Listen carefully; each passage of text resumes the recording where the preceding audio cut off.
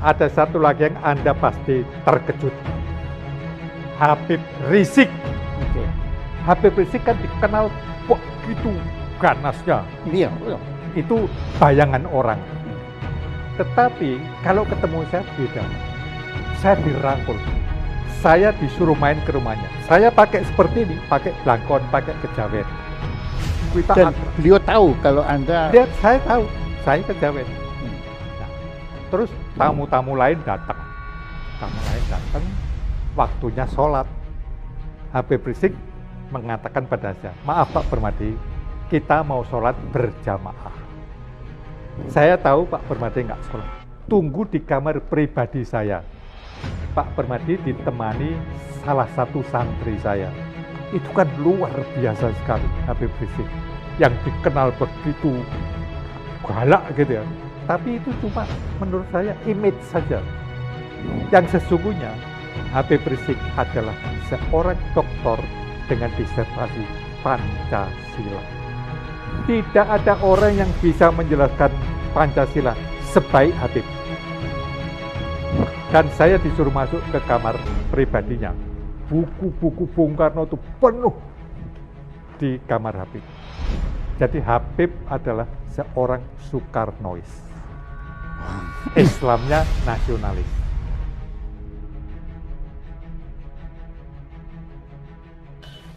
Wadang bilang Habib Rizik yang bikin Pancasila kan Bung Karno. Tunggu dulu, baca sejarah yang betul, saudara. Bung Karno pada sidang rapat BPUPKI, saudara, setelah tokoh-tokoh bicara tentang dasar negara, giliran terakhir Bung Karno yang bicara, saudara. Bung Yamin waktu bicara mengusulkan supaya Indonesia punya 5 dasar negara. Kemudian Bung Supomo juga mengusulkan hampir serupa. Nah, terakhir yang pidato Bung Karno.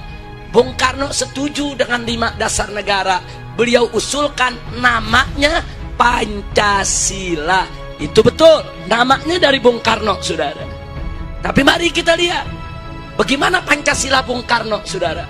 Pancasila Bung Karno, sila ketuhanan dijadikan sila buntut nomor 5. Nomor 1 itu peri kemanusiaan, nomor 5 baru ketuhanan, saudara. Peri ketuhanan, bukan pertama.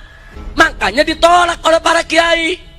Ketika sidang ada pimpinan NU Kiai Haji Wahid Hashim, ada pimpinan Muhammadiyah Kiai Haji Abdul Qahar Muzakir, ada pimpinan Sarekat Islam, saudara, Kiai Haji Agus Salim. Mereka tolak.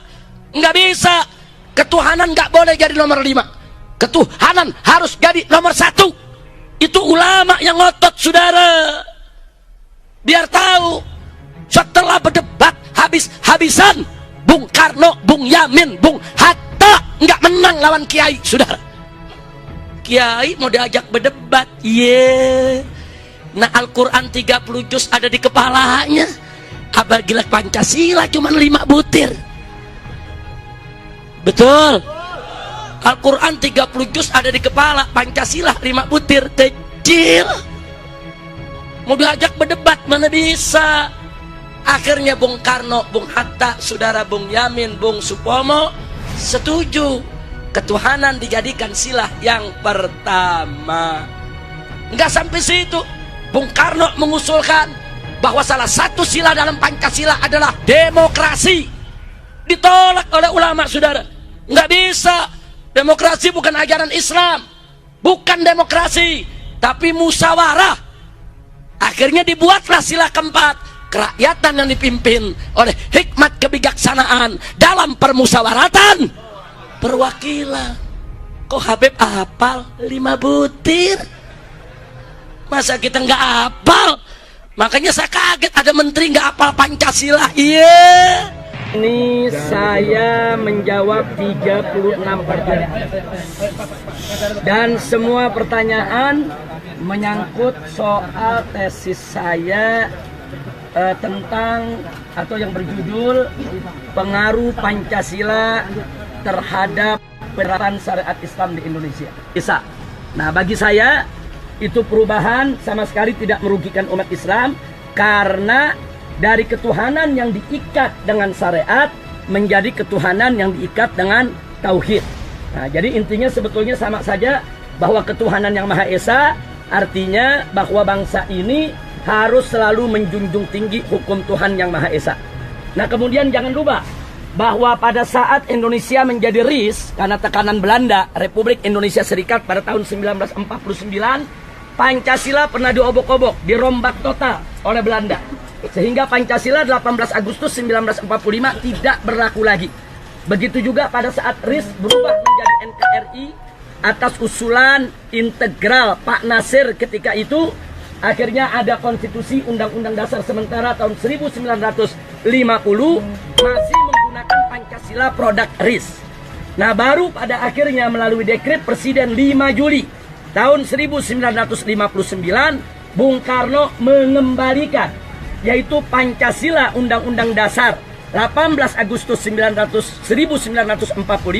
sebagai dasar negara dengan ketentuan dijiwai oleh Piagam Jakarta 22 Juni 1945 dan itu masih berlaku sampai hari ini. Nah, itu bagian diantara yang saya ditanya soal sejarah Pancasila itu sendiri.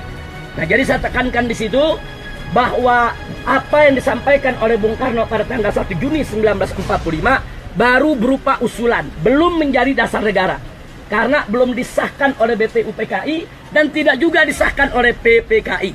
Nah, jadi kalau ditanya, Pancasila yang berlaku hari ini adalah Pancasila Dekret Presiden 5 Juli 1959 yang mengembalikan Pancasila Undang-Undang Dasar 18 Agustus 1945 sebagai dasar negara. Nah, itu yang ditanyakan. Selain itu, juga ditanyakan tentang hubungan Pancasila dengan penerapan syariat Islam di Indonesia. Saya sampaikan sekali lagi di sini bahwa Pancasila tidak pernah melarang penerapan syariat Islam di Indonesia sama dilakukan melalui koridor konstitusional.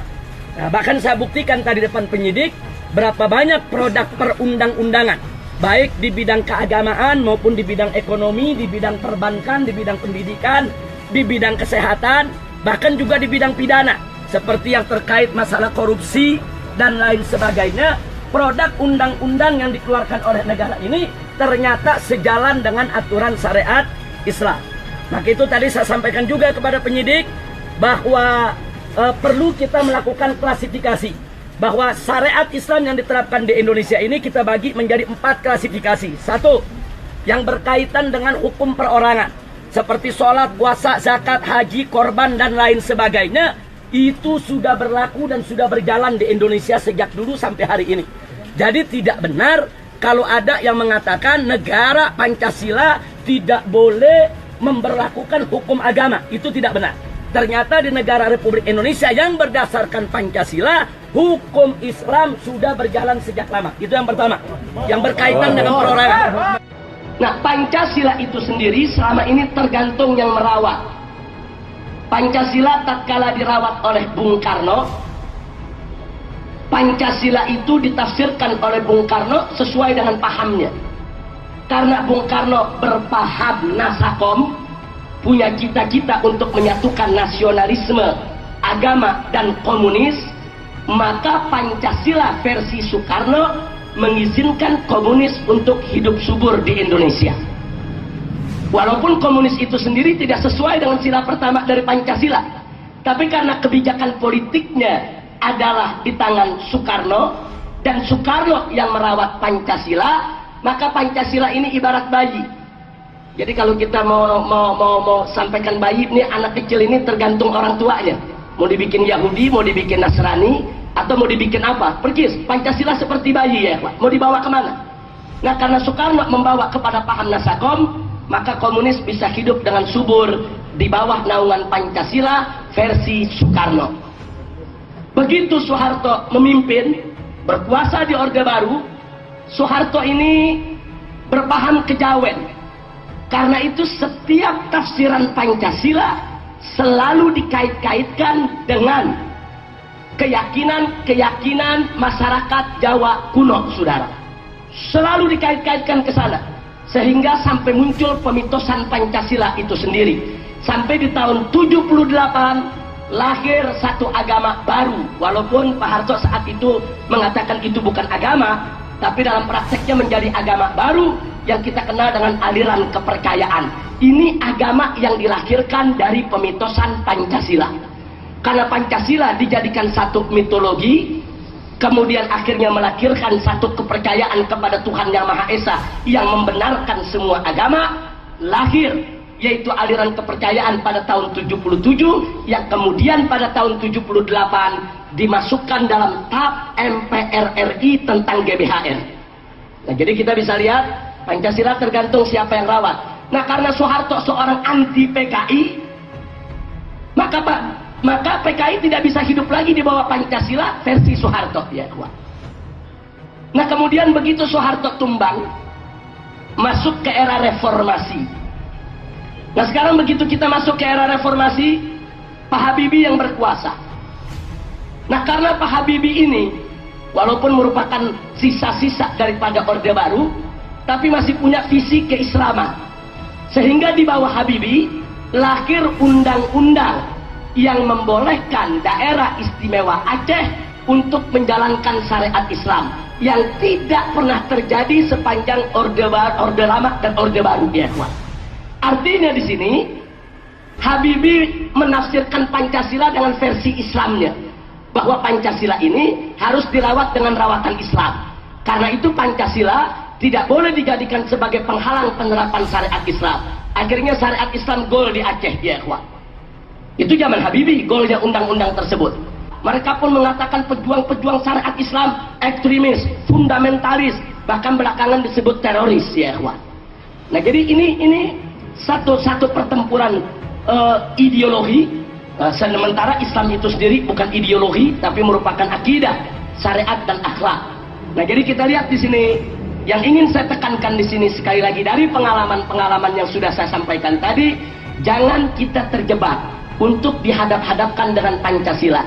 Begitu kita terjebak, maka kita akan repot untuk menghadapi segala tuduhan ketimbang formalisasi syariat Islamnya, ya kawan. Energi kita akan habis, tenaga kita akan habis, akhirnya waktu kita juga akan habis. Kita tidak akan punya waktu lagi untuk mempositivisasi daripada syariat Islam, mentransformasi daripada syariat Islam, karena kita akan kewalahan untuk menghadapi segala tuduhan-tuduhan. Oh, ini anti Pancasila, ini subversif, ini ingin mendirikan negara, oh ini ingin menggantikan dasar negara, oh ini ingin menghancurkan NKRI, dan seterusnya dan seterusnya. Dan ini sedang dimainkan oleh mereka. Contoh, saya kasih contoh. Pada saat saya dan kawan-kawan dari MUI, dari FUI, kemudian begitu juga dari aktivis-aktivis NU dan Muhammadiyah yang punya peduli terhadap pornografi dan porno aksi, menggelar aksi 1 juta umat di Jakarta.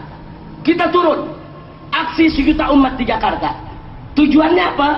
Hanya untuk mendukung keluarnya disahkannya RUU anti pornografi dan porno aksi.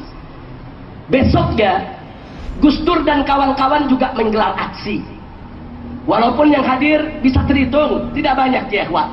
Tapi yang menarik, aksi itu diberikan nama Aksi Bhinneka Tunggal Ika, aksi menyelamatkan Pancasila, aksi menyelamatkan UUD 1945. Artinya apa?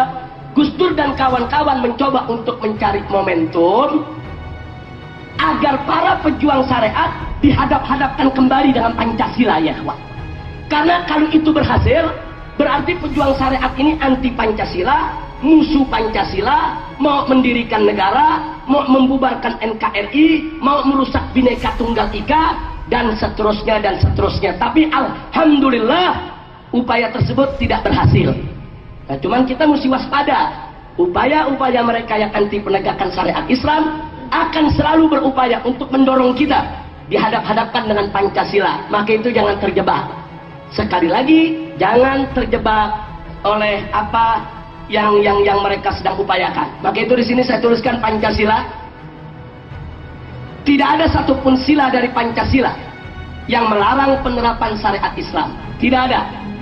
Bahkan jika sila-sila dalam Pancasila dipahami secara benar, justru menjadi pintu gerbang untuk penerapannya. Artinya, Kalau mereka-mereka orang-orang sekuler mencoba menjadikan Pancasila sebagai tameng, sebagai kendaraan untuk memberangus daripada gerakan-gerakan Islam, maka pejuang-pejuang syariat Islam harus pandai menggunakan siasat. Jangan biarkan mereka yang menafsirkan Pancasila, jangan biarkan mereka yang menerjemahkan Pancasila, jangan biarkan mereka yang merawat Pancasila. Manusia, hubungan antar manusia nggak ada masalah. Tidak ada. Ada satu lagi yang Anda pasti terkejut. Habib Rizik. Oke.